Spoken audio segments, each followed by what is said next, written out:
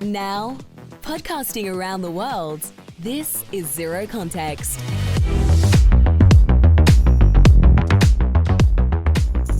You know what game I actually started playing again last night? What's that? Gardenscapes. Is that the one that's on Facebook? Yeah. Oh, yeah, you can probably download it on Facebook, yeah. Yeah. No, I was laying in bed and I was like, oh, I'm going to play that game again. So I downloaded it. It's the last time played 2019. And like, I think it recognized that I hadn't played in, a couple of years. So it gave me like a bunch of free shit. You sound so excited about saying this, but I don't think you understand how sad this comes across. No, it's cool. And like, 'cause when I signed back in, I was only at like 109 like levels. Yeah. And then I got up to 170 today. So it took me a year to get to 109 and about 12 hours to get to 60 levels up. Welcome back to Zero Context, everyone. Have KAYDN on today, which, by the way, KAYDN didn't even watch the first episode, which is a bit disappointing, I'll be honest with you. Saw 10 minutes of it. Yeah. What do you think about the first 10 minutes? Yeah, seemed alright, man. Pretty good.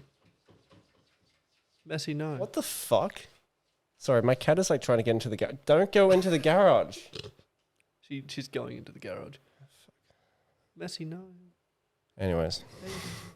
So yeah, with your initial thoughts of the first episode, what do you think? Well, I only saw like... Just like, what do you think? Yeah, it seemed alright. Sound was good and all that kind of stuff. Way better setup than...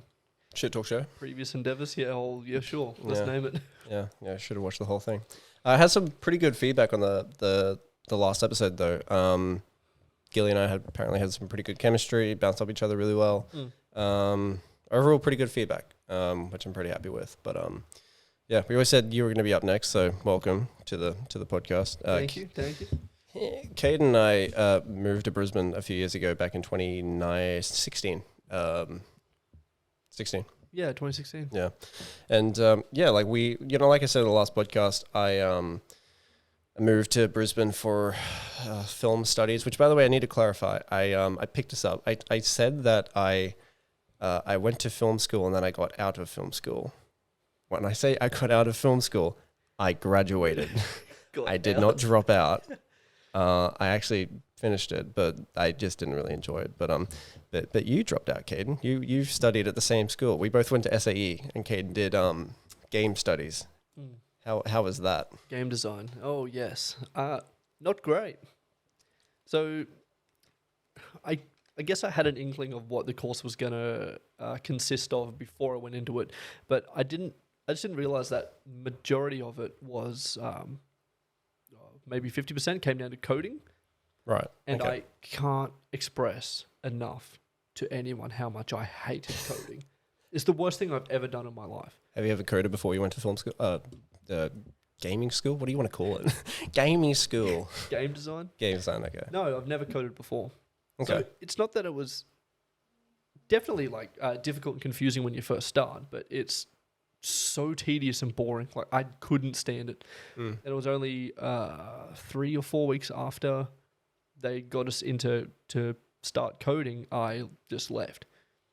Oh. So the whole... I knew about that. Why do I sound surprised? Yeah. Okay. The whole design aspect of it was amazing. Like actually creating the general layout and structure for the game and everything it entails was great. But just the coding, I just...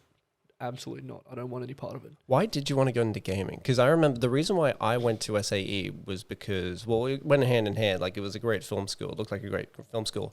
But also you said that you got accepted into it before I did. So it kind of like pushed me to go there as well. Why'd you want to go into game design? I didn't even know you wanted to go into game design, to be honest with you.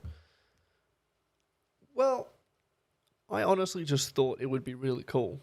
So that's pretty much it. Boy, you're wrong. Well, yeah, half so. But anyway, that's why I didn't finish my game degree. Do you think it would have been like, if say you were to finish the course, you were to get into actual game development as a job, was there any particular position you'd like to be in, like game director or designer or? I'm not overly sure. I haven't looked or thought about any of that since I decided not to fucking do it anymore. Okay. Fair. I remember you back when we lived together, because I still got for some reason I saw it the other day. You and I worked on like a level design in Portal 2. Do you remember that? No, not at all. Yeah. So like I was going Portal 2. Yeah. I rarely even played Portal 2. Well, no, you used my account on Steam. I saw it pop up. It said KAYDN level, and I'm like, Oh. what is this? And I looked at it, and it's like it's the shitty because you were trying to replicate Mario in Portal 2. I'll have to show. Why don't I remember this? Yeah, I'll have to show you. It's pretty funny, but yeah, no. So yeah, Kate and I knew each other for several years before we actually moved together to Brisbane. I think we met in 2013. Was it 2013? So we met 2013. in what year? Grade 11. 11. Yeah, and then like So that's. sorry, my cat is doing something in the garage. I think she's changing your flat tire. Probably. But yeah, so no, yes, Kate and I knew each other for several years, which is pretty cool. To be honest with you, like I have really mixed feelings about like the whole move from being up north to Brisbane. Like, I'll be honest with you, like when it first happened, I was really excited. Like, fuck, like moving in with your best mate. It's like exciting, going to uni. You know, there's going to be a ton of parties and also a lot of hustling and grinding and studying.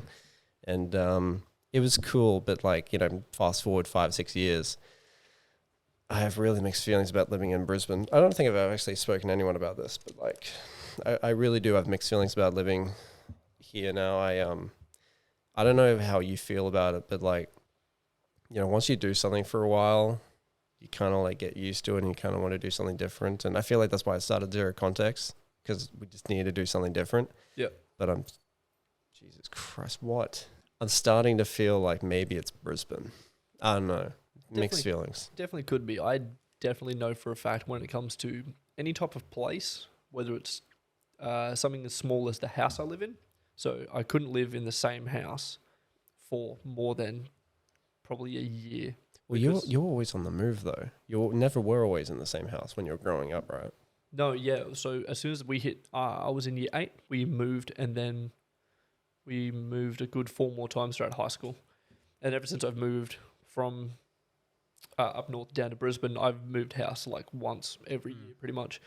When it comes to the place, the town, the job, whatever it is, I don't like being at one place for too long. Yeah, like, that's fair. Yeah, it makes me feel weird.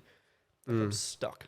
And I'm like, okay, I need to escape or I'm going to freak out. Yeah, I definitely feel that way about Grilled. Like I quit Grilled a few months ago. How long were you there for? Too long. I was there. I started at Grilled in 2016 and I quit at the end of 2020. 4 years. Yeah. Man, there's so much shit. Like, I could go into detail about Grilled, but I feel like, again, it's a story for another day. Plus, I can't be... That's right. When that happens, I've got some great stories from the cafe I worked at. Oh, yeah. For 4 years. I was talking to Gilly when we're doing our test podcast, and he literally said, let's do a segment on jobs that we hate. And I'm like... Oh, I have so much to talk How much time about. do you have? Yeah. 6-hour podcast coming your way. Yeah, but no, like I'm exactly the same. Like I can't do something for too long, and I was worried that it was videography that was giving me this feeling, and I'm like, okay, maybe it's not that, and it's because honestly, and I was talking to Jackie, your sister, about this the other day, and there's just something that happens, and anyone who is up north and hasn't lived in Brisbane or a large city that used to live in a small country town would know this, but like there's a feeling that I get when I go up north. And it's all over the place. My feelings are all over the place. Yeah. And when I'm in Collinsville, I grew up in Collinsville, so when I go back to visit, there's a feeling of like relaxation and like, because in Brisbane, like let's be honest, in terms of like population, it's just chaos here. There's so many people here, and then you go to Collinsville, there's like no one there. It's so quiet. It's dead. You can just relax. That's a good point. Brisbane's, it's always, because a big city, it's always real busy. Like, no matter where you are, stuff's happening or stuff's going on. Like, I can't even drive to or home from gym at 10 o'clock at night without driving past a car accident. Oh my God, Messi. There's just a feeling of relaxation when I go way up north. But in saying that, there's also a feeling that I get when I drive around town. It's like the town that I grew up at for 18 years. There's a feeling of like... I lived in Collinsville for 18 years.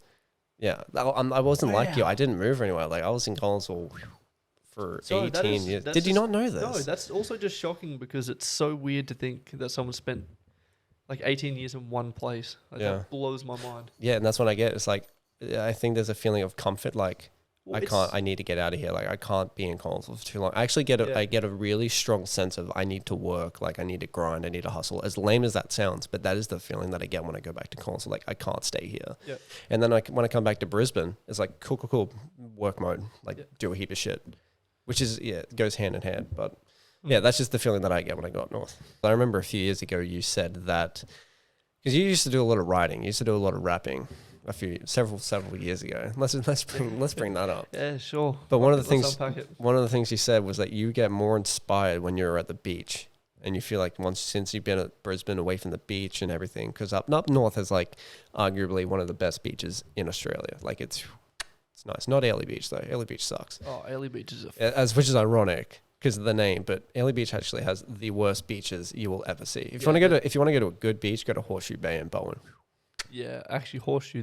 I miss Horseshoe. Yeah, I miss Horseshoe, but yeah, you're saying you get inspired a lot when you're close to the ocean. That's with everything, anything that I'm doing. Like this is one reason why I enjoyed living the Sunshine Coast for those 3 years. Very mismatched. You weren't there for 3 years, were you? Not in one big stint, but I went back for a year, came back to Brisbane, went back up there for 6 months, came back for I was just moving back and forth. Okay. Whoops. But yeah, it's pretty much just everything. Like I just feel better when I can go to a beach that's close by. Don't know why. Just always been like that. That's fair. I miss the you have like Mackay, Townsville, Airlie, Bowen, Collinsville.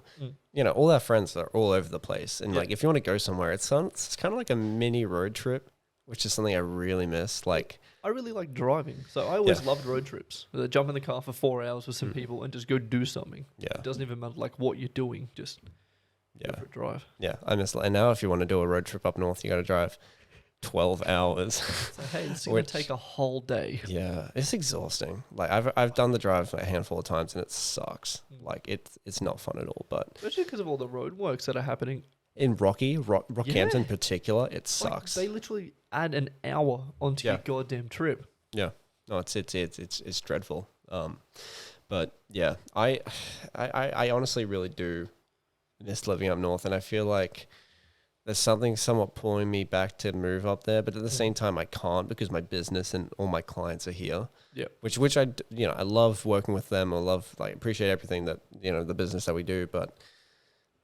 there's just that feeling, man, of just wanting to do something a little bit different, and I probably do think I'll move back. Probably not for a good couple of years, and even if I do move, it probably won't be up north. I've expressed heavily to some people that I eventually do want to move to the States after all this, coronavirus bullshit is over. But that's just something that I want to do. But that's fair. So where would you move to in the States? For stereotypical, but probably go LA. Yeah. Oh my God. Sorry, Messi jumped up on the table. Sorry about that, guys. So I'll probably go LA. So you've been to LA before? Been to LA a few times actually. No, yeah, so I've been to LA a few times. I like it, man. It's just, I don't know. I say LA because of the film industry, but in saying that, like the film industry here in Australia is picking up a lot. Like there's so much stuff being filmed. Like they're filming Thor 4 in Sydney right now. Yeah, it's definitely a growing industry. Yeah, in Australian cities. Yeah, definitely. And I think that's a cool thing. Like if I can do what I love, eventually do what I love, and still live in Australia, cool, sweet, I'll be happy. But I think America is just like a bit of change of pace. You never know. I might go over there and I might hate it. So that's the other thing I'm worried about. And you move your entire life over there. You move all your furniture, unless you want to rebuy, I guess. And yeah, what do you drink? What are we drinking tonight, KAYDN? Are those Balters? Yeah, it's a company associated with Balter. It's something relatively new, I believe. West Coast IPA. Cryo Mofo. What I think it's called. I don't drink anyone. If for anyone's wondering. So what I do is I just smell alcohol. I'm a weirdo, I know. Definitely one of the cooler kids. Yeah, West Coast IPA. Sorry, it is Balter. Yeah, it's 2 standard drinks. Well, okay. Yeah, it is by Balter. Nice, but yeah, like I was saying, yeah, LA it's cool. But again, I could hate it, and I might want to move back. So, well, there's also so many other places in the States too. Yeah, I like San Francisco. San Francisco is really, really nice. It's any particular reason why? It's got a pretty. To be honest with you, like near the, I'm very unfamiliar with like the names of the areas, but like the streets that are near the river, like I don't know, it's a river. That, you have like the Golden Gate Bridge, and then you have Alcatraz. Yeah, yep. The homes that are around that area, there's like a long strip where you can like walk across. And last time we went there, we actually walked from our hotel to the Golden Gate Bridge. Took us probably 2 hours, 2.5 hours. But that whole area is cool. Like, it's nice. There's like a bunch of shops there, nice people. But yeah, it's a very, I don't know, I get a very chilled vibe from being in San Francisco. So one place, I'm probably going to piss a lot of people off. I don't think I could live in New York. No, from everything I've heard, New York is a really hard place to live. I think because of the pricing there to live, what we pay in. It's also the stereotype about New Yorkers being your rough and tumble. Get out of here. Yeah. In your face people. Yeah. I never had any issues like that, I don't think. I went up to a mascot in Times Square. I went up to an Elmo because he was like, come over here, get a photo. And I got a photo with him. And then he immediately put it out his bag as in, hey, can you give me money? Yeah. And my dad was like, Sam, you need to pay these people. And I'm like, oh, I thought it was just being nice. Sam, you need to pay these people. Yeah. So, but the reason, I don't know why I love New York. It's a lovely place, but I got a whole, it's too big vibe. It's too big for me. Oh, very big place and heaps of people. Yeah, heaps of people. Pricing for housing is ridiculous. Yep. In some areas, I got a very dirty vibe. It's a very rough city. I've heard one thing I've heard about New York is it teaches you to hustle. I've heard that from a lot of people. The Candyman actually said that. The Candyman used to do modeling. Yeah. Travis Tobacco dude. Yeah. he used to do modeling, and he moved to New York for a few years, and he said it taught him to hustle.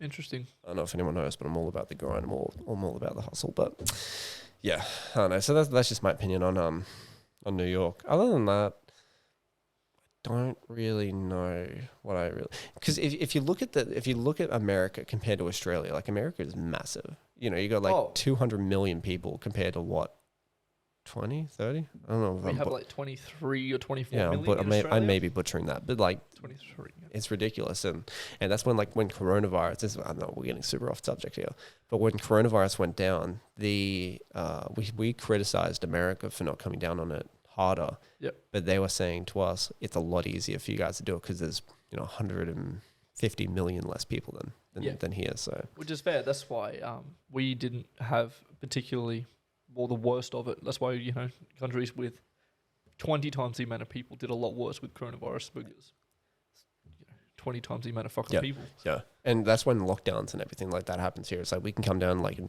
12 hours, 24 hours. It's like cool. We're in all lockdown.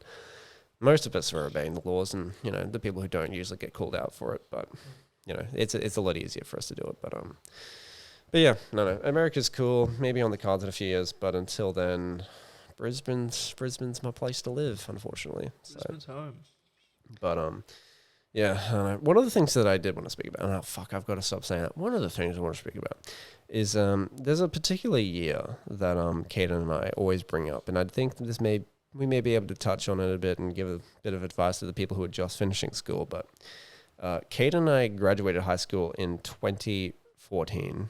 Fuck, we're old. I don't like it when you say things like that. So, yeah. Wow. And the following year, and I love the storyline of mine and yours journey from basically school ending 2014 to us packing our bags, moving to Brisbane in 2016, because all KAYDN and I did during that time is, you can jump in whenever you can, is like me personally, like I would start work at 5 o'clock in the morning. I worked at Foodworks, by the way, in my hometown. I'd start work at 5 o'clock in the morning, and I would finish work around 1 o'clock in the afternoon, go home, have a power nap, go to gym. After that, I can do whatever I want. And obviously, I can't do that now because I actually do need to properly work for a living. Yeah. But back then, that was so freeing. And 2015 was essentially our gap year, I like to call it. That's what it was. Well, it was a gap year. The year between school and, uni. Yeah. And like a lot of people who I've heard, people that I know who have just finished school, they're humming and hawing about whether or not they should have a gap year. And 100% do a gap year. Yeah. I don't know what it is. It's just I feel like you need to do it. It's something that just so much happens. Like in that 1 year, so much happened in that 1 year. Yeah. It's actually insane to think about all the things we did. 2 years worth of doing stuff into like a year. Yeah. And you know what the beauty of it, what hours did you work? I don't even know what hours you worked. You were all over the place. My hours were literally all over the shop. Yeah. So because there was... You worked in a kebab shop in Ailey, I should say that. Yeah. Because the owner owned both the stores, both kebab shops in Ailey, they were open different times. So one was open like more so during the day from like 7 until 12, I think. Like midnight, 7 a.m. till midnight. And then the other one was open from midday until like 4 or 5 in the morning. Yeah, because there were 2 shops, weren't there? Yeah, I forgot about so one was for the late night crowd. It was the one across from Boom nightclub. Yep. And the other one was down near Phoenix, right down the end. So that was during the day. It was the big one. So I'd worked at both. So I'd work from the morning at like 7 through until like 3 o'clock in the afternoon. Yep. I'd have like a few hours off to go do whatever, normally eat, go to the beach, whatever. And then I'd come back, do like 6 o'clock-ish until midnight, close that shop, and then go up to the other one and work all the way through till close. Oh, dude, I didn't even know you did that. I thought you were very, like, chill with it. That No, sounds draining. So my longest shift I did there was 19 hours. Jesus. Consecutive. Is that even legal? No, not at all, but I was paid cash in hand. Okay, yeah. And I agreed to do it. He didn't tell me I had to. He was like, you can just say no. I'll do it. I'm like, nah. So I would do shifts like that. I'd do 3 or 4 of them throughout the week. Not 19 hours, all of them, because I would have been dead. But I used to do like anywhere from minimum 10 hours was one of my shifts. And I pretty much did anywhere from that through till about 15 hours. Sometimes it'd be a little bit more. Sometimes it might be a little bit less than 10. But after like 3 or 4 days of working, I would have racked up like 50 hours. And how much money would that have been back then? Cash in hand. How much did I not get taxed? Probably about $600 or $700. Fuck. For For about 50 hours work. yeah. That's insane. So about $600 or $700, which to me, as you know, Oh, a yeah. kid who's just graduated, Yeah. I was on. Yeah, think about it now compared to... We had no bills then. Like I was still living with my parents, so I didn't have rent, You had your phone bill. That's pretty much it. phone bill, and then I was just paying to run my car and fix it when it broke, which was a lot. But you know, Yeah. other than that, I didn't have bills, so all that money was just do whatever you want with money. And that's So- that's what I like. That's To an 18-year-old kid with just $600 of do whatever you want every week yeah. was room for adventure. Yeah. And I liked it because, on Fridays, come Friday afternoon, we'd all discuss that feeling of Friday afternoon. Because, to drive from Collinsville to, let's say, Prossie is what, 2 hours? And to go to not Bowen, where we usually met up. We usually go to my friend Jesse's place. Yeah, about 35 minutes. Yeah, 45-minute drive, pretty quick, and then just get on the piss and go have fires on the beach, and that's what I miss, man. Like that's honestly what I miss. And it's sad to say, we should have grown up by now, but it's a very relaxing feeling knowing that we'd finished work. Yeah. No responsibilities. We can just go and hang out with a few mates for the weekend. It was so good. For like a day. Yeah. A day and a Or night. a couple of days sometimes. Do you get that feeling at all? Like when you go up north, sorry, I hate that we keep talking about this, but when you go up north to Mackay to visit your fam, do you have that feeling at all? Like what's the feeling that you have when you're up there? Well, it's because I'm out of Brisbane and I'm not in the place where, how do I word this? It's like Brisbane is where you work, right? So Brisbane, because it's where you live, is the place that you earn money. So it's, if you're in Brisbane, you just feel like you have to be earning money or doing something to earn money. But for me personally, when I leave Brisbane, doesn't matter where I go, that just switches off. Where I'm like, I can actually just enjoy myself and not have to worry about a bunch of shit. So when I go up north or whatever, I'm just carefree, KAYDN, baby. That actually reminds me of what I was talking about the other day. Did I actually even tell you really what happened with the whole me going away, me shooting this thing, and then they had to call the missing persons report on me? Did I tell you about this? No. You serious? I don't think so, no. Okay, this is a wild story. It sounds interesting. This is insane. It's not insane, but it's like, whew, okay. So I got booked in to do this project, and it's the project's called Compelled, and basically what they do is they teach you. Well, you go away for the weekend, but it's no phones. You have a 15, I think my backpack was 15, 20 kilograms. You got to carry that. You got hiking sticks, and you've got to trek off at, I think we left at 10:30 at night into the forest. Okay. There's a group of, I think there was maybe 10 of us. And I went with my some guys I know, Ben and Gabe, and I was doing stuff for their marketing company. That's why I was filming it. Yeah. We leave and we go in there at, like I said, 10:30 at night. It is pitch black. We have these little torches on that have, they told us if we can just use the red light and not use the bright white light, try and use that because you'll adapt to the lighting or something like that. And we did that. And so we hiked along the smooth trail for a good couple hours. Yeah. And imagine like a road that's been carved out for cars to travel through. And to the right, there's like these little paths, where they've been cut, and there's just bush.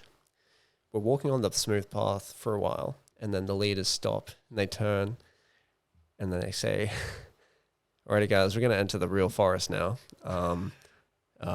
Yeah, good luck," essentially. Yeah. And then, they pull us up, and then we have to trek through the forest where there are snakes, giant spiders. It is insane. This happened back in November. What was this for, sorry? So it was, so the business, it's a business, the people who run it, the two people leading it, they run a thing called Compelled. Yeah. Where they take people in and they show you the forest and woods and stuff like that. Yeah, dude, Sure. like they're making it into a business and stuff. Adult Boy Scouts. Pretty much, yeah. But I was there there. Except they don't actually teach you the life skills to survive. Well, they do. No, they do. Oh. No, they actually do. Okay. That's probably good then. Yeah, but the issue is, like, I'll show you the videos when I'm done, but, everyone's doing all these difficult things, like pulling each other up, like throwing up 20-kilogram backpacks to each other. Yeah. I'm doing the same thing, but I'm filming it. You ever seen Bear Grylls? Yeah. Yeah. I'm the cameraman. So we're doing that, and, there's a point where, we had to slide down this dirt mound, and then pray that you didn't, fall off a cliff. I'm not even kidding. It was that bad. And then, we set up our hammocks when we finally arrived at the location. We set up our hammocks. We all sat in a circle. And remember I said we left at 11:30, 10:30 at night. I look up, and the sun is rising. And I was just there, holy shit. We trekked through the whole night. That is insane. And then, yeah. But the whole purpose of the story so far is it really made me realize I have an issue with my phone. I have a genuine issue with my phone. I think a lot of people do. Hey, so I recently, my phone that I had broke. It fully shit itself once and for all. So the time I had about 24 hours where I didn't have a phone. And the amount of times I thought about checking my phone for something was I got mad at myself it happened that often. I'd go do something, and then within 10 minutes, I'd be like, oh, I need to go check this. And I'm like, no, you don't. What for? It's 9 o'clock at night. You're cooking dinner. Relax. Yeah. To put it into perspective of how bad, I woke up the next day, and actually, I don't even care. Mind you, I woke up the next day, and I went to check my phone. And I'm like, oh, I can't check my phone. Not only could I not check my phone, I physically could not check my phone. They took my phone away from me. Yeah. My phone was turned off. There was no reception. So even if I grabbed that phone, turned it on, I wouldn't be able to contact anyone. Yep. And it's that feeling of, I don't know what's going on. This is back when my grandparents were in ill health. So it's I didn't know if something bad had happened. There was this feeling of, I can't do anything. I couldn't contact, my girlfriend Alicia. I could not talk to her. I couldn't ask her how her day is, or nothing like that. Yes. No, I wouldn't say this necessarily just because of my phone. That I think part of it because it's a very difficult experience. It's a very physically and mentally draining experience. I think. Yeah. But I think I'm just saying it's just But it was just so daunting. It's fuck. This is difficult. Yeah. And I think maybe I'm just thrown off because of my phone because I couldn't talk to anyone. But yeah, that's the feeling that I had. And I actually wrote down because I couldn't text Alicia. Yeah. I actually wrote her a letter. I wrote her a letter saying, this is how I feel right now. I feel drained. I feel exhausted. I can't message this to you. So I'm writing this to you in a letter. And it was a very, eye-opening experience. And, the rest of the second day, we kept on trekking. We found this little water hole. We had to get water. We had to boil the water so we could drink it. I can't believe I haven't told you this. and we had to do that. Also, can't believe you haven't told me this. And we had these huge backpacks that had like eggs, vegetables. Have you heard of a fruit called jackfruit? Yeah, of course. They had jackfruit, which by the way is really good. I actually really like it. Jackfruit's a good substitute for like vegetarian and vegan eaters for like meat. Yeah. You can cook it to make it taste like pulled pork. Yeah. So we had that, and the next day. So yeah, we were there, and then we kept on trekking. We got to the final location where we stayed the last night. It's like these little tall bamboo trees everywhere, and we set our hammocks up, and we actually had a pretty early night that night because we were just so exhausted from the last 24 hours. Fair. And the next day, which was our final day, I told Alicia, everyone, that I would be done and back in Brisbane by 2:30. I wasn't. One of the girls went missing on the trek. It wasn't a big deal. Like, she just accidentally went off the wrong path, and maybe took us like 45 minutes to find her. She was fine. No big deal. Let me segue to that. One of the girls went missing. Wasn't a big deal. Wasn't a big deal. Yeah, it's just a missing person. Yeah, but that delayed us, and there was a couple other things. So we didn't actually get out of the forest, changed, and at a location where we could turn our phones on until I think it was 7:30, 8 o'clock. Oh, okay. So well after you said you'd be back in Brisbane. And so we hop into the Ben's car. He turns his phone on, and he immediately gets a phone call from his girlfriend. Yep. Who my girlfriend does not know. And she says, you need to get Sam to turn his phone on and call his girlfriend. Ooh. And I said to Ben, I'm like, do they talk? And he was like, I don't think so. I'm like, okay.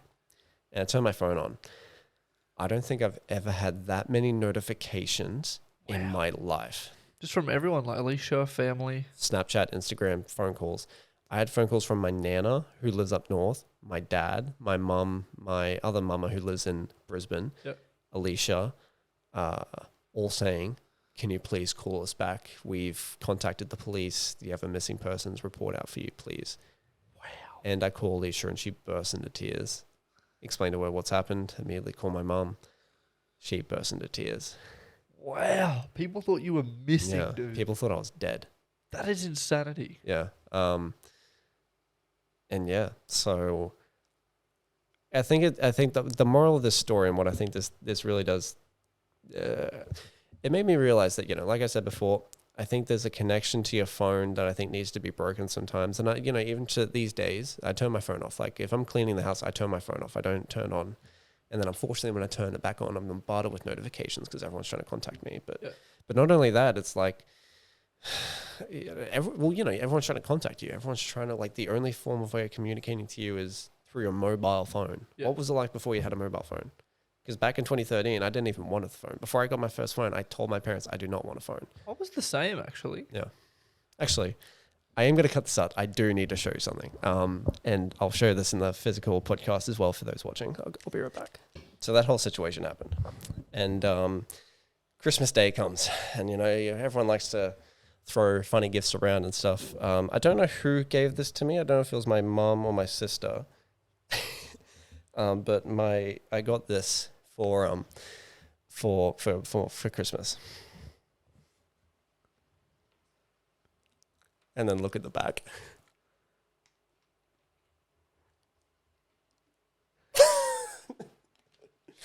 So I got that made up, and when Alicia went to the police, they said, what was the last photo you had of him? It's that. On my way there saying, I am ready.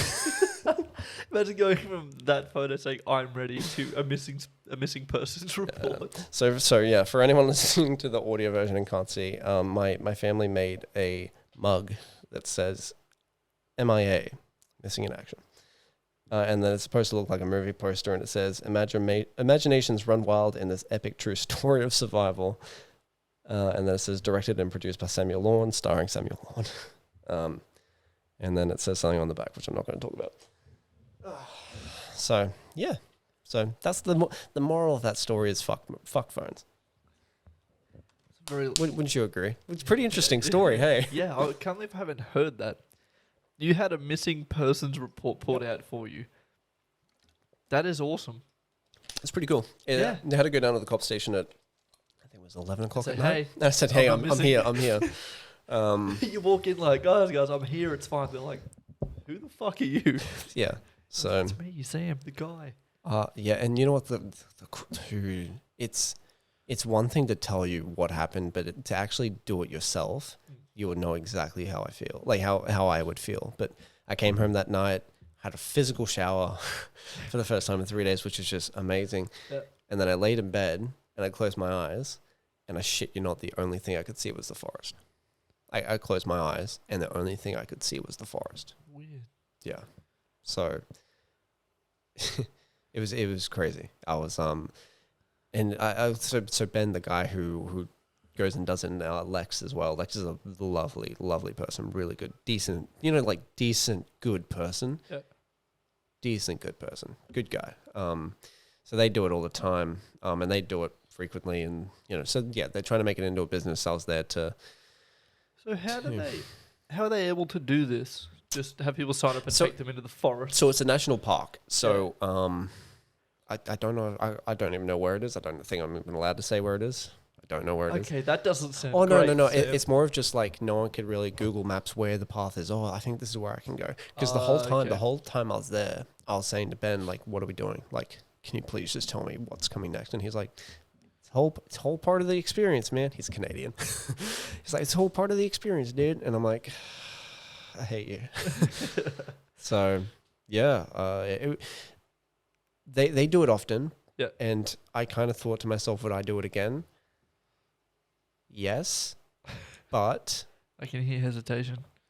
But I would only do it again when I feel like I need to do it again. Right. So it's one of those experiences where it's like, okay, I've had enough of bam, bam, bam, bam. I need a reset. Right.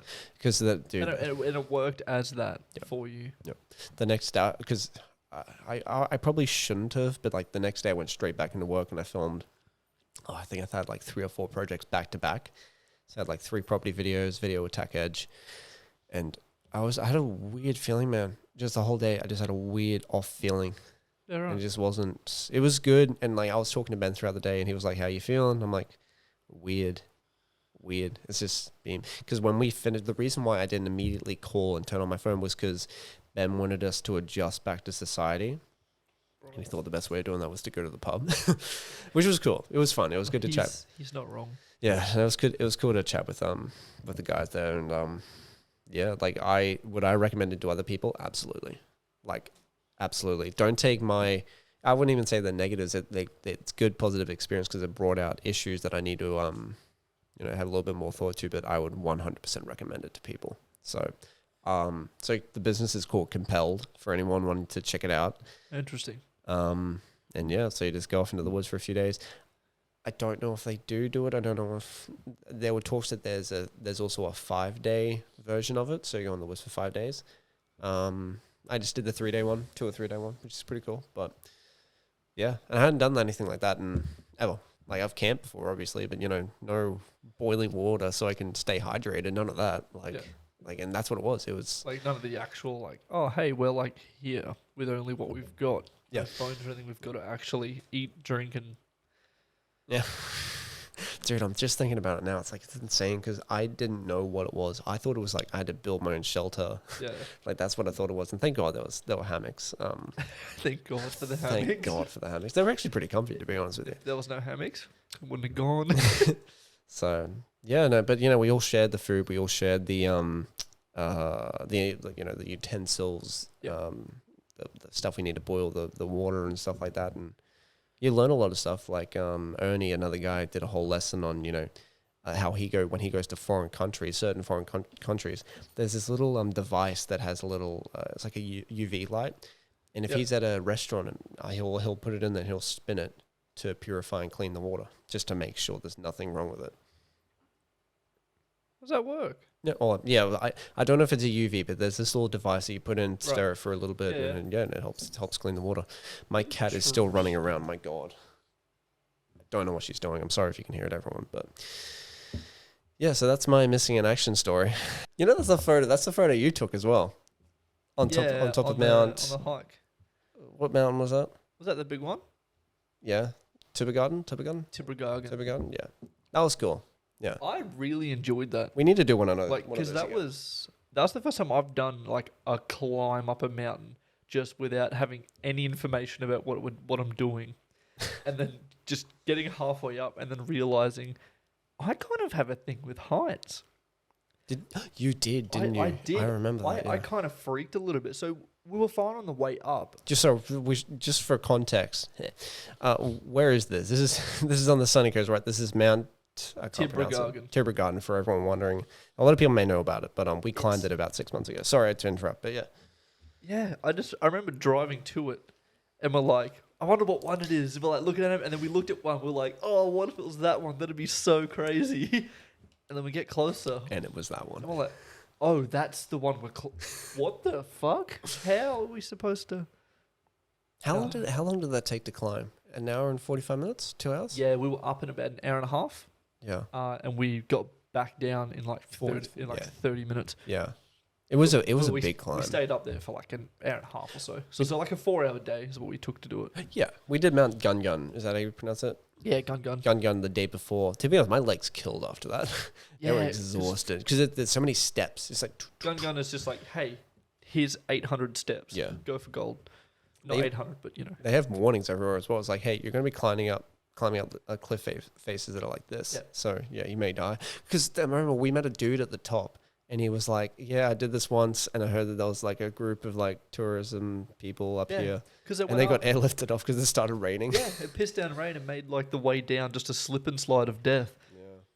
I think it'd be pretty cool to camp up there because there was a fire pit. Yep. I think the issue with that is like, you have a fire. People are going to look up and they're going to see the light and they're going to be like, okay, someone's camping on the top of there. But because of where it is, who's going to see it? Not many people drive around that area of a nighttime. I don't know. A lot of people living in the surrounding areas may see it. I don't think you'd see the smoke from a small fire from up there. I reckon the wind would just get rid of it before anyone saw it. Because you're so high up. Yeah, and because it's a small fire. If you had like a big fuck off bonfire, then yeah. Yeah. No, it was cool. Know. Yeah, that's the one thing I do miss about you living up north, up at the sunny coast. Like I really do. Like it gave me an excuse to get out of Brisbane and go do some fun stuff. So it sounds weird. Like the city is the place where there's so much stuff and like abundance of things to do. But like at the sunny coast, I felt like there was more to do. Maybe it's just more stuff that I was interested in doing. Like what? There was out of curiosity. Like just hiking, for example, or I could go to the beach and I could fire twirl, and there was still bars that I could go to, restaurants, that kind of stuff. Yeah. But just, you were in Landsbar though. Yeah. And I feel like Landsbar itself is a bit of a hike to get to, especially from Brisbane. Well, I feel like it's a hike. It's closer to Brisbane than the rest of the Sunshine Coast. Yeah, that's true. It's an hour and 5 minutes from Brisbane, without traffic, of course. From Landsbar to actually get to the sunny coast, how far away is it? It's 25 minutes to Caloundra. Yeah, that's a bit of a pain. Yeah, it's not that bad. About 35 minutes to get to Mooloolaba. Yeah, which is the hub, so to speak. Yeah, I like Landsbar. Landsbar has like very small town vibes. God, this whole podcast is going to make me think that I'm just loving small towns. But yeah, it has a small town vibe, which is what I like. Well, it is. It's its own like little town. Yeah, but like you said, there's things to do in the surrounding areas.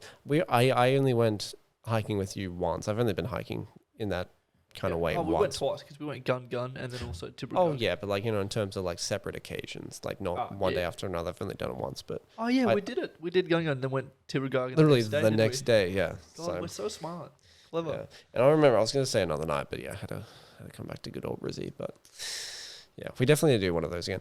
The other one, I forgot what it's the very pointy mountain. I don't know what it's called. Biawar. Yeah, is that Is it climbable? Yeah, man. You get right to the top. How? It doesn't look like a mountain you'd be able to climb. We thought the same thing about Tibrogarden. Yeah, we can do anything. Fucking, you're right. Yeah, yeah. I like Tibrogarden. Actually, when I was away on that whole compelled thing, they actually spoke. I'm not going to try and explain the story. I'd butcher it, but Ernie would explain the story of how like the Glasshouse Mountains came to be. And it's a very, I'm sure you'd be able to Google it, but it's such an interesting story. Have you heard of it? Like the ancient story of how like Tibrogarden is like the father, and he told I don't know, it was like Gun or Biawar to because they were a family, and he like told one of the mountains to go ahead and make sure we can find, because this is back when like the mountains were out at sea. Yep. And we got to find home, we got to find land, and the son went ahead and said, I found land. But the father's like, but look behind you. You left your mother behind and she died. And he banished one of the mountains. I don't know what mountain. See, I'm butchering the story, but there is a mountain that is further away than the others. Yep. And it's because the father banished the son because he left his mother to die. Butchering the story, I know, but please, everyone go look up if it's online. It's such an interesting story. One of the mountains in that, I can't remember its actual name. Maybe we should have done our research. I can't remember its actual name, but everyone who is in the Sunshine Coast who does the hiking, mountain climbing refers to it as dog's dick. What? Yeah, because it looks like a erect dog's penis just coming up. Because it's got like mountain and then it's... That's not fucking... It's that real pointy one. Yeah. But not as tall as the others. What's the name of that? Dog's dick. No, but the name of the actual mountain. I don't know. Because what was the mountain you said is the next one we need to climb? Biwa. I thought Biwa is the one you're talking about because it kind of looks like a dog's dick. No, there's one that looks like a dog's like dick. A big old dog schlong. Yeah, big old dog schlong. Oh, that's really interesting. No, yeah. So if you can find the story online, it's very interesting. I'm not going to try and explain it because I just butchered the whole thing. But Massively. I really want a Tesla. I really want a Tesla. The more I hear about them, the more I'm like, Actually, hey, I need to get one of those. I have like a no phones rule on the podcast, like anyone who comes on, but you know. How we doing, mate? Fucking, I need to show you this. So Tesla just announced. So Tesla has never really fully revamped their the design of their cars. Like, and the one thing that I think I heard, sorry, I'm just looking up the new Model S that they just made. So the way that Tesla's basically changed the design of their cars, like it's not like a Toyota Orion, for example. They'll be like the 2016, 2017 model where they change it. Yep. They've kept the same model, but they'll change things over time. Yep. So if you were to buy a Tesla Model S in April, yep, it will be and you buy it you buy another Tesla in November. There's things that are going to be different, but they don't publicly make it known. Well, so they don't use the differences as selling points, so to speak. They're not just like, hey, this is new. You should buy a new car. Yeah. Sorry, I'm just trying to find Tesla Model S. But Tesla just came out, or they just announced their the revamped version of the Tesla Model S. Now I want to show you this.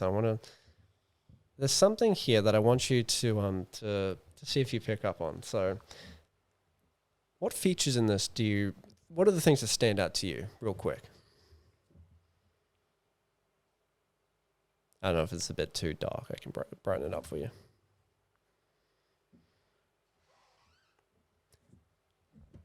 So I'm just going to say what it is. The new Tesla Model S has a new steering wheel called a yoke. Obviously, it's not a fully circular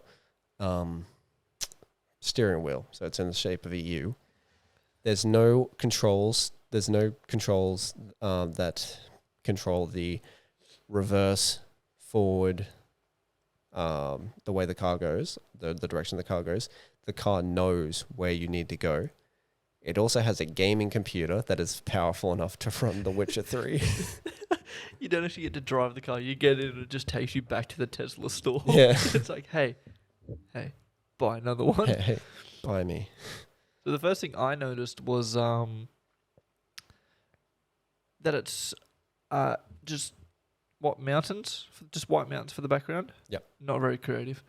Second thing I noticed was they just slapped The Witcher on the little screen there.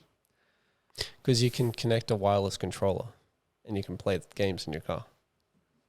Who the fuck thought that's a good idea? Elon Musk. You know exactly what I'm doing while I'm driving. Playing The Witcher. Well, you can also get Netflix as well. That's not... No, that's They not have their own version of Mario Kart you can play. It's not a good idea to have that in the front. I think it's... dude, like, I think this starting in Australia is $119,000. This model in particular. Yeah? Yep. I sat in a Tesla a few weeks ago when I was looking for a new car. I went into a dealership and because I was there to check out an Orion, and I looked around and I saw a Tesla Model Y. Yeah. I said to the guy, I'm like, because it's like he told me the price of my car, and I'm like, how much for the Tesla? And he's like 77. I'm like, Okay, so back to the... But he let me sit in it, and I only sat in it for like 5 minutes, but And the weight... sitting in it was only, what, $3,000? Yeah, a couple $100. But you know how, like, every single car in existence, you have to, like, change the vents to see where the aircon comes at you? Yeah. The Tesla has a screen, and you can see these, like, weird little wave things, which shows, obviously, the aircon. You drag it, and you can feel it move on the screen. Yeah. So that's how that's how you change the direction of the thing. The car drives by itself. Yeah. It literally drives, and I think that's Tesla's biggest selling point. Like, Elon said at the end of last year that they'll have fully autonomous driving. The reason why I guess they haven't done this is because it's such a huge law, like they need to get past to be able to say, hey, yes, you can manufacture a car, because everything's through software updates. Yep. So if you buy a Tesla in 2016, you're getting all the updates that they're making right now. Yep. So it's one giant computer, I guess. Pretty much. Yeah. And yeah, like they're hoping to make it legal, so you don't even need to touch the thing and it'll drive by itself. And I think that's Tesla's biggest selling point. Can you imagine doing a road trip from Brisbane to up north and not being able to touch the thing once? That was where my mind went immediately, except my thought was going on a road trip. Now you don't legally have to drive, right? No. So you can just have a big old party in the car with your friends and hang out and do whatever, and the car's just going to take you wherever you want to go. Someone made a concept video on TikTok of this guy who had a few drinks. Yeah. And he says in the video, he hops into the back of his Tesla. He's like, hey, Tesla, I've had a few drinks. Do you mind just taking me home? He's in the back seat of the car, because you can control the car with your phone as well. So we obviously had his mate outside just like moving the car. But it's supposed to show, hey, the future could have, like, you hop in your car, it will drive you home.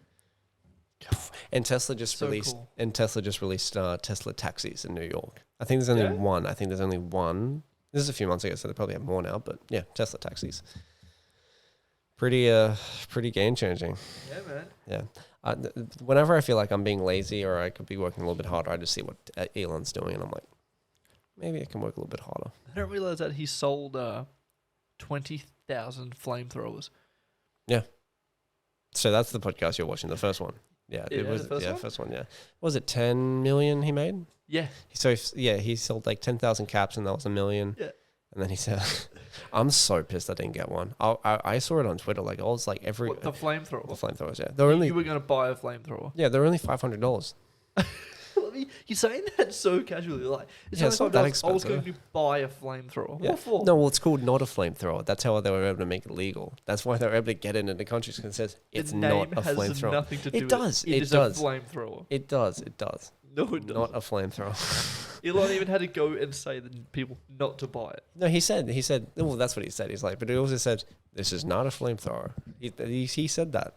Because he legally had to. Well, what did he say it is? It's a fucking flamethrower. It's an air rifle. That shoots fire? That has like a torch on it, yeah. So it's a flamethrower? Yeah. But okay, we compare that to an actual physical, hundreds of thousands of dollars. Probably works better. Maybe. I think it would have been cool just for as a collector's item, to be honest with you. I'm so pissed. Only $500. Yeah, $500. I wish I'd have bought one. Yep. I would love a flamethrower. I was so pissed because like back then I wasn't really making good money, so I was like, yeah, I have the money to buy it, but I won't eat for another month. I'll be eating 2-minute noodles for 8 months. Yeah, so I'm a little bit pissed off about it, but and I'm so angry because Joe Rogan asked if he's going to do another run, and he's like, no. So, but the company that make that, like, and this is why I like Elon. Like, he's got Tesla, yep, which is like electric cars. He has Solar City, which is, I don't know exactly what it is. I think that's the company that develops the solar panels that looks like roofs, just regular roofs. And then you have SpaceX, which are literally sending people to Mars. You have then you have the Boring Company. I don't know if I mentioned that first. You have the Boring Company, which is the company that made the not a flamethrower, and he's also that's also the company that's digging tunnels under LA and LA and Las Vegas to fix the traffic, because the traffic over there is terrible. Probably momentous, yeah. Yeah. So what they're doing is they're basically they've dug these tunnels under LA and Las Vegas that the way that they've built it is like it's like a snake, the way it's connected. Yeah. And it's like they move like as the planet, well, if there's earthquakes. And he actually said you'd be safer in one of these tunnels if there's an earthquake because, it moves with it. And yeah, so he's wanting to build like a fully autonomous underground system where, and I think it'd be a smart business move to just make it Tesla exclusive. Yeah. To basically go underground and just have a fully, like underground highway, and just sends people off. It's interesting. It's really cool. Man, this guy just has the right amount of like ingenuity and intelligence mixed with money to just do crazy shit. He sold PayPal, right? He made PayPal. Elon Musk, did he? Yeah. I did not know He that. sold PayPal for $180 million. Yeah. He put $10 million into Solar City, $70 million into Tesla, and $100 million into SpaceX. That's why he was able to fund these huge businesses. That's how they got their foot off the ground. And then, yeah, long story short, Tesla's now the most valuable car company in the world. Yeah. Yeah. Wow. There's only 2 car companies that have avoided bankruptcy, and that's Ford and Tesla. Yep. So, yeah, I was talking to someone in Collinsville about Tesla and electric cars, and I was very hush about it. Yeah. Sorry to anyone who's in Collinsville watching this. Like, I don't mean to be a dick, but like, I feel like I couldn't really speak to that. But this person in particular, I won't say who they are, but I was talking to them, and they agree that coal's not going to be around forever. And I feel like there's a stigma around the coal industry and like they're not liking, oh, fuck electric cars. But at the end of the day, it's like they're making vehicles that are, yes, they are pricey, but you do not need to pay to fuel it up. If you get the right model, you don't need to put a cent to charge it. Yep. It will not charge you a cent. Whereas, if it's a petrol car, it'll cost you $70 a week. All right. You know what I mean? Where is it? Look, quick maths real quick. So $70 a week in fuel, let's just say, as what? Just a starting value. Some people would pay much more if they're driving long ways to work or whatever. But, sorry, give me 1 second. But yeah, so I think what Elon's doing is good.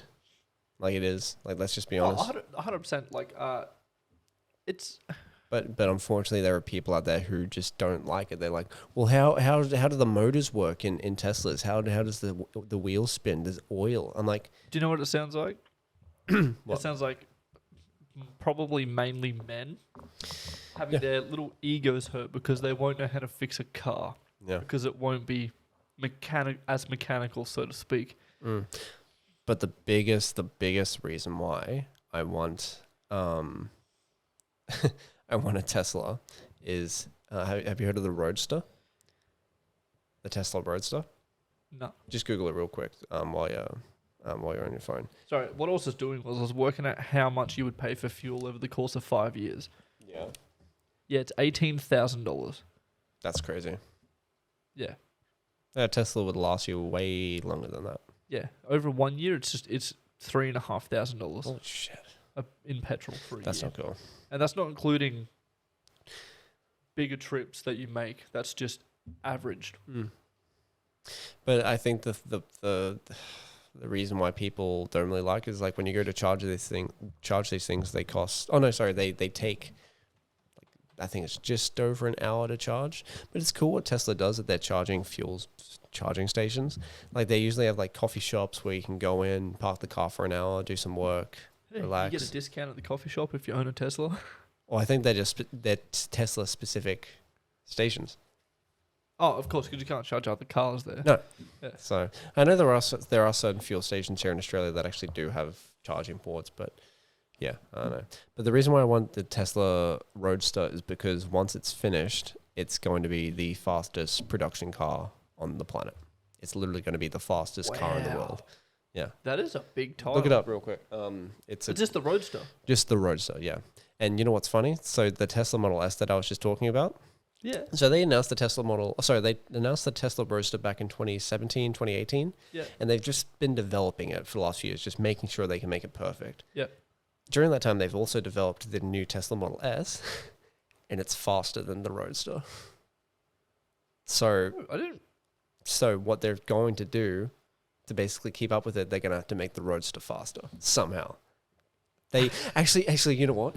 Elon actually said that the Roadster is going to have rocket technology that they're using over in space at SpaceX.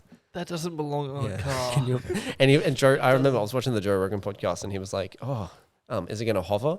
And he's just like, "I tried to make it hover." He's like, "I wanted it to hover." Are you looking at it? So, okay, look, the first thing that there's no fucking way, dude. Can I see?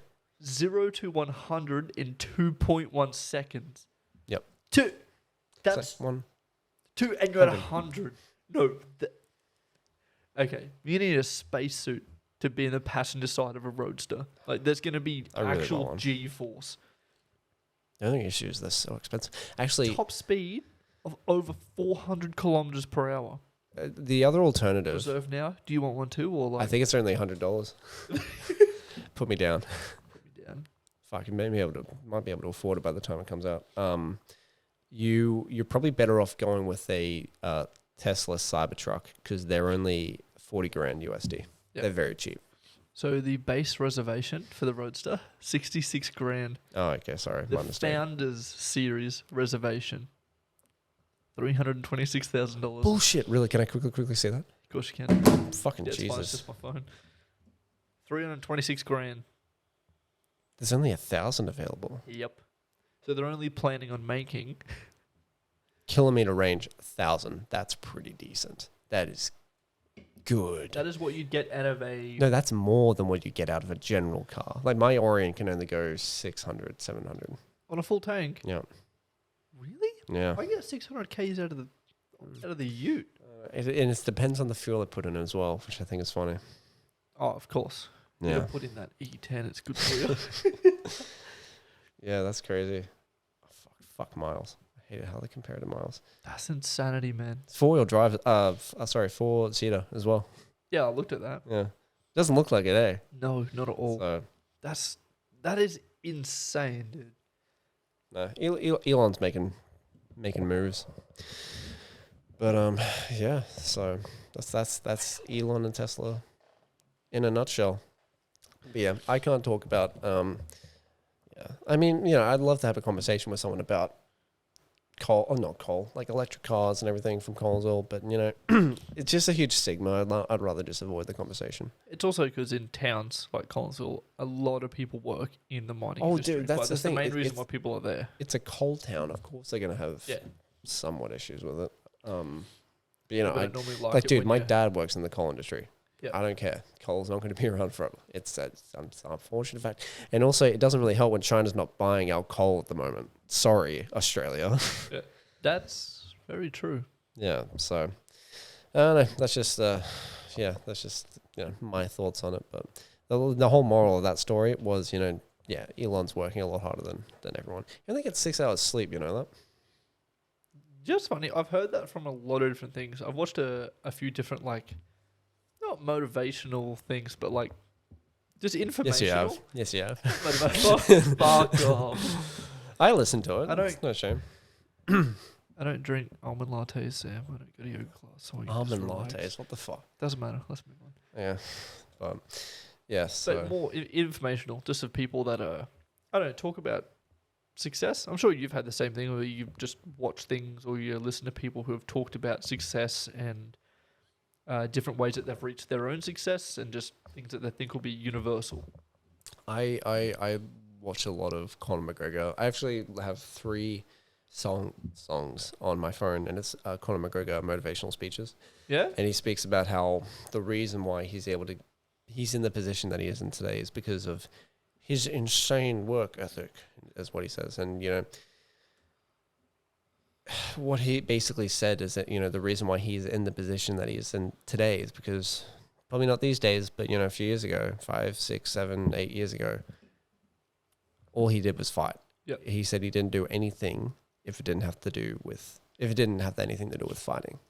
And I think it's the whole repetition, doing something over and over and over and over again. You're going to get decent results.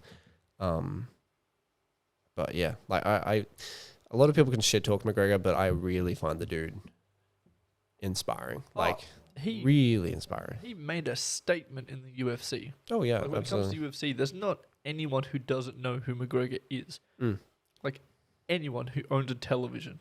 It's unfortunate how his last fight went, but I have I a think few. he's just past his prime, maybe. Okay, so I have a few mixed feelings. Part of me wants to say he doesn't want to do it anymore because he's made his money. The hunger isn't there anymore.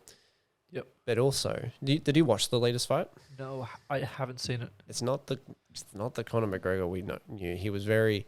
It's sad to say it, but he was professional, and I don't think that helped him. We've always known Conor to be a shit talker and having that ego spike, and he's actually publicly stated his next fight he's going to be bringing that back because he was so like, I'm going to be respectful to yada yada yada, and like he was just nice to him, and he was playing friendly, and I think he's just saying, yeah, no more Mr. Nice Guy. So. I think a part of his whole thing is that his confidence and ego is kind of what gets in other people's heads. You know what I mean? Yeah. Because they see him acting that way, and that's him doing his whole "I'm gonna fuck you up."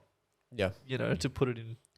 It didn't work on Khabib or Mayweather, unfortunately. Mayweather knew he was going to slap him. Khabib's undefeatable. Well, he's undefeated, I should say. Khabib's not. He's not a person. He's a robot.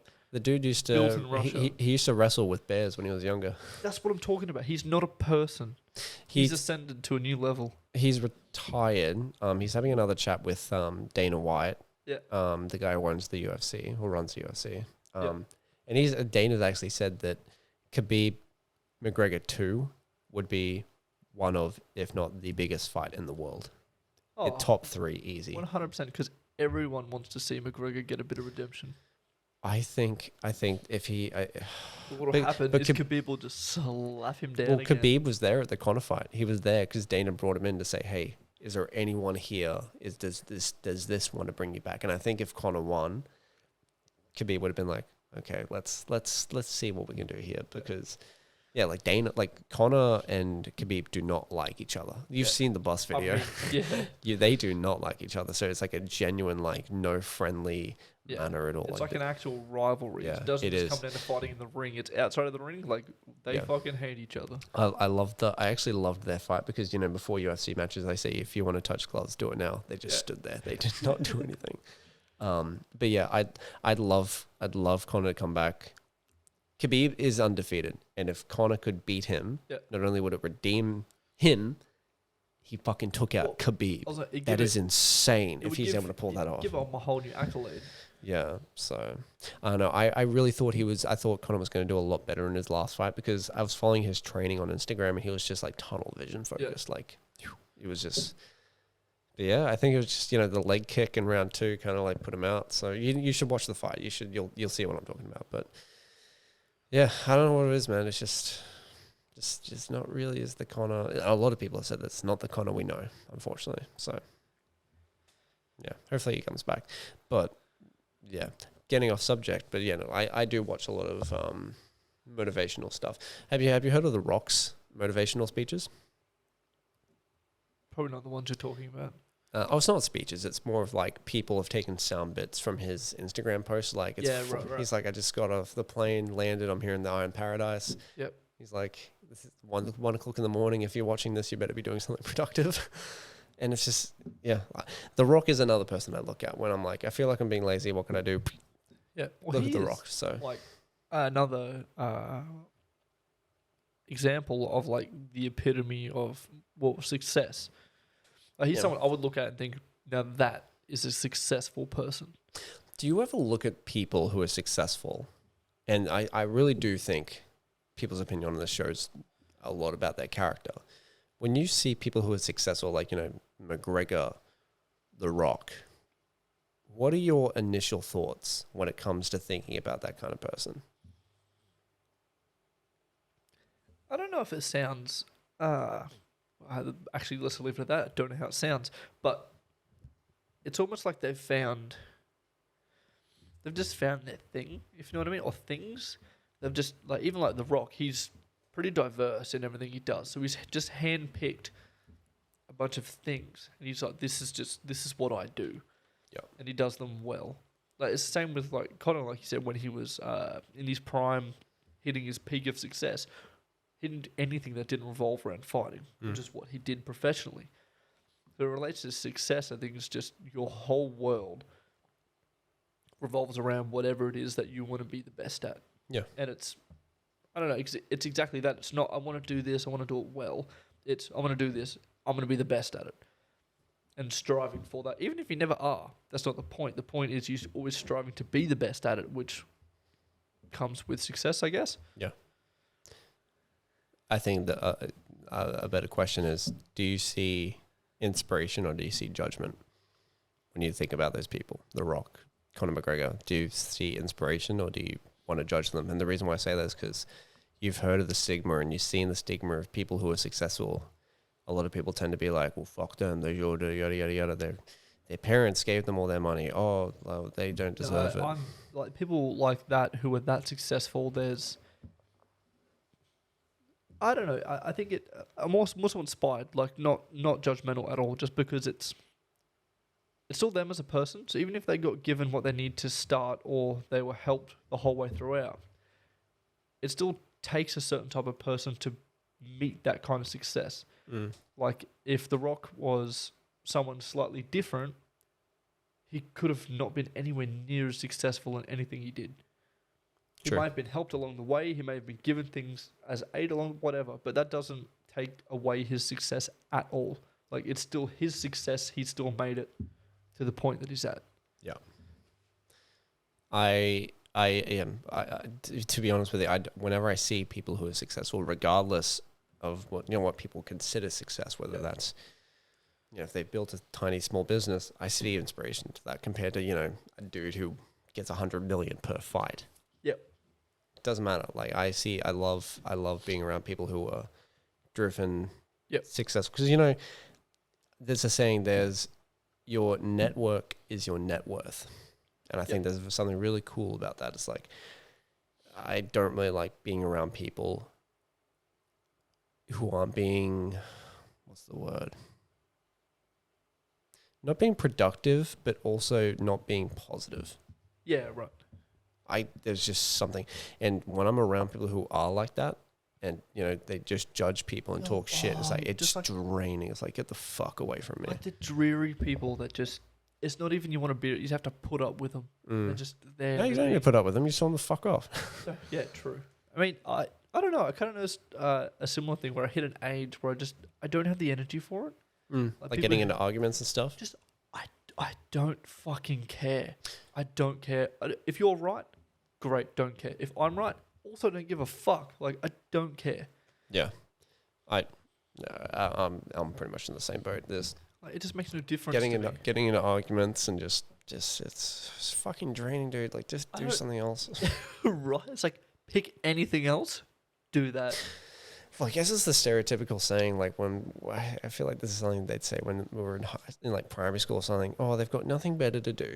But literally, they probably have nothing better to do than talk shit. So yeah, I can only imagine, dude. I can only imagine the people who give me shit for making the videos that I make. They'll probably be like, "Oh, his videos aren't fucking good. Oh, look at him, he's still making videos. What he was doing was a fucking kid." I'm like, what are they doing? This is a fucking business I run now, dude. Yeah, like, what are they doing? Yeah, probably fuck all. Yeah.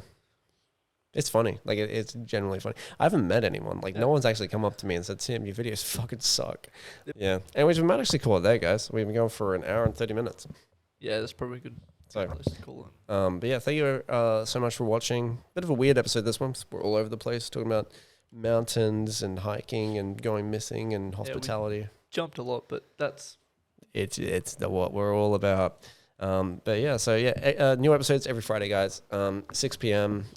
How long that's going to last, I don't know.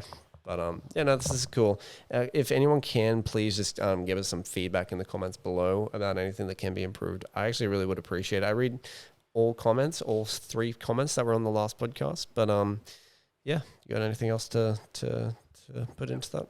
Positive judgment. We're really new to this. Yeah. Just don't be mean. That's simple.